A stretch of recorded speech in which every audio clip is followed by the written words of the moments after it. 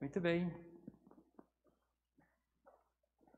Caro ouvinte, irmão e irmã que nos acompanham nessa liturgia, vocês também que estão aqui conosco e que nos dão um prazer de poder também celebrar com vocês. Acompanhamos hoje essas leituras, entre elas esse texto do Evangelho de São Lucas, onde nele nós percebemos um momento oportuno onde os discípulos, a família de Jesus e alguns de seus mais próximos o procuraram enquanto ele estava a falar à multidão. A mãe e os irmãos de Jesus aproximaram-se, mas não podiam chegar perto dele por causa da multidão. Então anunciaram a Jesus: tua mãe e teus irmãos estão aí fora e querem te ver. A palavra ver talvez seja aqui para nós uma bela reflexão que devemos fazer. O que significa para os familiares de Jesus ver Jesus? Com que olhar, com que perspectiva eles estavam a ver o Senhor? O viam talvez com um olhar ainda meio que um olhar um tanto quanto suspeitos a respeito da sua figura, do seu ministério, da sua pregação, dos milagres que ele realizava. E essa dúvida ou essa insegurança acabava impedindo-os de verdadeiramente ver Jesus com os olhos que permitem, de fato, entender porque ele está agora inserido no contexto de uma nova família, ou de um novo grupo, ou daqueles aos quais, certamente, Jesus dedicava boa parte de seu tempo. Se nós tivéssemos a oportunidade de repegar o texto de ontem, que líamos na segunda-feira, por ocasião da festa do apóstolo São Mateus, nós lembraríamos que Jesus foi à casa de um publicano, Mateus, convidado por ele, depois que Jesus passou na coletoria de impostos e o chamou, e ele seguiu Jesus.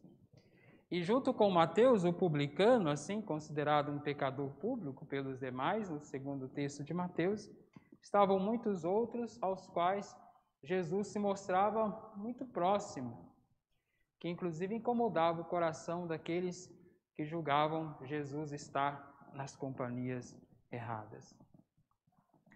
No entanto, o Senhor, especialmente a partir da experiência do texto que nós ouvimos ontem, e fazendo uma comparação ao texto de hoje, se ontem o texto de Mateus, pela experiência desse evangelista, de fato tenta conduzir Israel ao reconhecimento da família do povo de Deus, da nova família que é a igreja, que é a comunidade dos seguidores de Jesus, aos quais Jesus inclusive convida-os a uma experiência de pertença.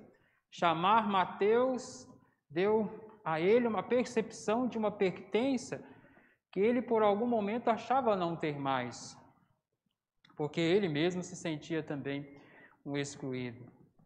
Comparando com o texto de Lucas, nós vamos também ver uma aproximação de Jesus daqueles que ele considera verdadeiramente os seus mais próximos e familiares, que não desconsidera a relação familiar, mas propõe uma nova proximidade de Jesus. Quem são minha mãe? Quem são meus irmãos? São aqueles que ouvem a palavra de Deus e a põem em prática. Ou seja, para Jesus, esta é a via de proximidade com Ele. Esta é a via de intimidade com Jesus. Esta é a via de pertença ao Senhor. Se um evangelista como Mateus propicia um olhar sobre uma nova realidade, que é a comunidade que surge a partir da experiência de reconhecer Jesus como Messias, o Filho de Deus, que assumir com ele a missão como de fato Jesus propõe, que é aceitar essa compreensão de pertença, no Evangelho de hoje, essa realidade se dá e Lucas vai dar uma grande importância aqui à vivência da palavra e da colocação dessa palavra como uma experiência prática na vida daquele que deseja, de fato, pertencer à família de Jesus. Minha mãe e meus irmãos são aqueles que ouvem a palavra de Deus e a põem em prática. A mãe do Senhor aparece nesse texto. Lucas tem uma grande preocupação com a figura da mãe do Senhor, talvez mais do que os outros evangelistas, uma vez que ela ganha alguns destaques. E aqui a mãe do Senhor está como evidência exatamente para que nós possamos compreender que, de fato, ela nos ensina a ser discípulos de Jesus. Ela ensina-nos a viver a experiência do discipulado, procurando, por meio dela, verdadeiramente compreender que aqueles que, de fato, se tornam membros da experiência da nova comunidade dos seguidores de Jesus, são como ela, que verdadeiramente coloca em prática a vontade do Pai. Aceita. Não é uma mera palavra que lhe é dirigida, não é apenas uma fala solta, desconexa, ou uma palavra meramente ocasional na vida dela. Não, é uma palavra que ela aceita, compreende e busca a sua dimensão prática. Há uma bela praticidade da Virgem Maria, Mãe de Deus, que nos ensina que, de fato, os verdadeiros seguidores e aqueles que ouvem a palavra de Deus e a põem em prática são verdadeiramente aqueles que estão unidos a Cristo Jesus. É, sobretudo, as primeiras iniciativas da Mãe do Senhor. Logo que ela recebeu a visita e a anunciação do anjo, corre ao encontro de sua prima Isabel, que inclusive tem também dirigido à Mãe do Senhor um belo discurso quando ela diz: bem-aventurada aquela que acreditou. Bem-aventurada aquela que acreditou. E a palavra de Deus nela então se torna uma realidade real, concreta, prática, conforme é Deus, segundo a sua ação prática na vida do seu povo, onde ele verdadeiramente vem realizar aquilo que verdadeiramente propicia os primeiros e os mais evidentes sinais de salvação. Quando nós ouvimos os textos da primeira leitura, lembramos que o texto da primeira leitura é tirado do livro dos Provérbios. O livro dos Provérbios é um conjunto de pensamentos, é um conjunto de orientações, é um conjunto de práticas para a vida do povo de Israel.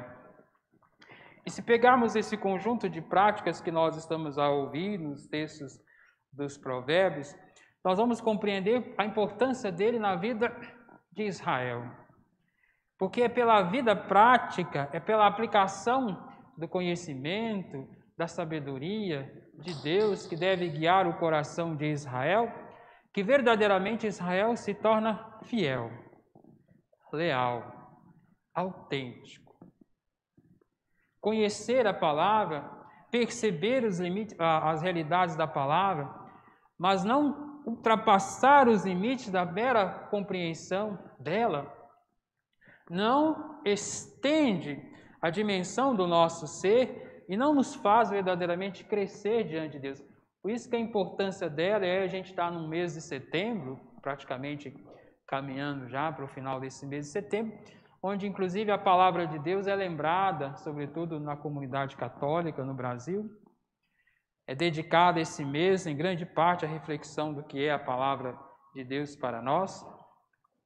E ela não pode ser apenas um instrumento que nós colocamos na casa ou em alguns ambientes, como uma forma, às vezes, até de ornamentar. Ela tem que estar inserida no cotidiano da gente. Ela tem que estar inserida no cotidiano do cristão. Conhecê-la, e para alguns até com a ideia de conhecê-la até com citações e quase que de cor, sem que ela tenha um lugar verdadeiramente no coração, no íntimo da pessoa, não revela sinal de pertença, não revela sinal de comunhão, não revela uma profunda experiência com Deus. Por isso, quando você pega os textos dos Provérbios, nós vamos entender porque conhecer não é o suficiente, para se tornar fiel a ela. Como diz, das muitas orientações, das muitas experiências belas que está nesse texto, as que nós poderemos citar até mesmo aleatoriamente. O homem pensa que o caminho é sempre reto, mas é o Senhor que sonda os corações. Me lembra, inclusive, o texto que também ontem nós ouvimos um pouco a respeito dessa experiência que Mateus viveu com Jesus, né? Que às vezes ele imaginava estar no caminho certo, mas quando ele percebe que Jesus o chama daquele lugar, ele ali sai, descobre que não é bem o seu lugar, descobre que ali não é bem o seu caminho e procura endireitar os seus caminhos. Praticar a justiça e o direito é mais agradável ao Senhor do que os sacrifícios. E aí nós lembramos que Jesus, no texto de ontem, dizia, né, quero misericórdia e não sacrifícios. A justiça, o direito, igualar as coisas não do ponto de vista humano, mas olhar a justiça, né, do ponto de vista de Deus, nos faz relembrar aquilo que também está muito forte na nossa memória nesse fim de semana. Os meus caminhos não são como os vossos caminhos. Meus pensamentos não são como os vossos pensamentos. Estão os meus pensamentos, os meus caminhos tão acima dos vossos, como o céu acima da terra. O olhar arrogante e o coração orgulhoso, e o coração orgulhoso, a lâmpada dos malvados não é senão um pecado.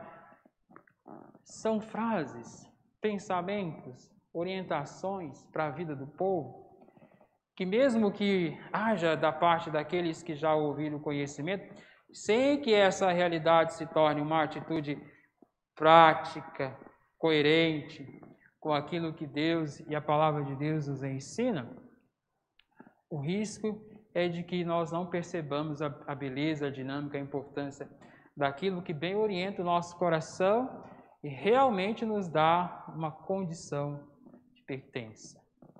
Pertença a Deus, pertença ao projeto de Deus, pertença à comunidade dos seus seguidores.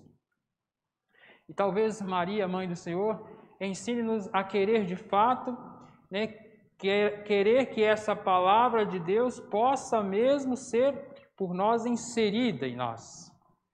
Como Maria, nós também deveríamos desejar que essa palavra pudesse encarnar na nossa vida, tornar-se carne, tornar-se ação, tornar-se atitude, tornar-se em nós uma profunda realidade que nos identificasse com aquele que queremos de fato ser considerado por Ele, filhos seus. Não apenas por ter sido chamados seus filhos, mas por termos de fato vividos como filhos e filhas de Deus.